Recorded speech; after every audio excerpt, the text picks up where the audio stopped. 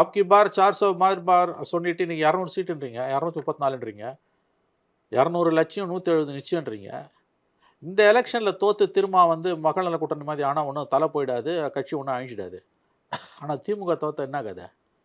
நீங்கள் இன்னும் கருப்பு கொடி காலத்துக்கு நீங்கள் தான் இருக்க மாதிரி பேசுகிறீங்க. ஜெயலலிதா பீரியடில் வந்த கோஷங்கள்லாம் இப்போ திமுக ஆட்சியில் வருதுங்க. என்று முதலமைச்சர்னு பேசுகிறாங்க. திமுக தான் நிரந்தர ஆளுங்கட்சின்றாங்க. என்னங்க இதெல்லாம் அபத்தமாக இல்லையாங்க? அருவருப்பா இல்லை? சனாதனத்தை எதிர்க்கிறேன்னு சொல்லக்கூடிய ஒரு கட்சி, சனாதனம்னா நிரந்தரமானது, என்றும் முதலமைச்சர்ன்றாங்க. என்றும் முதல்வர். அது எப்படி ஒருத்தர் என்றும் முதல்வராக இருக்க முடியும்? அருவருப்பா இல்லை உங்களுக்கு? இது அதிமுக சொன்னான்னா பரவாயில்லைங்க. ஏன்னா அவன் தன்னை திராவிட கட்சின்னு என்றைக்குமே சொன்னது கிடையாது. வந்தமா, கலெக்ஷன் பண்ணமா, 4 காசு பார்த்தோமா, அரசாங்கத்தை ரன் பண்ணோமா, அடுத்த எலெக்ஷனுக்கு துட்டு சேர்த்தோமா, மறுபடியும் அதை ஜெயிச்சோமா, இவ்வளோ தான் தெளிவானது. அவன் பெரிய பெரிய கோஷம், பெரிய பெரிய வார்த்தைகள் எல்லாம் அவங்க போடவே இல்லை. கொஞ்சமா நஞ்சமா 21ல் வந்த பிறகு பேசுகிற பேச்சு.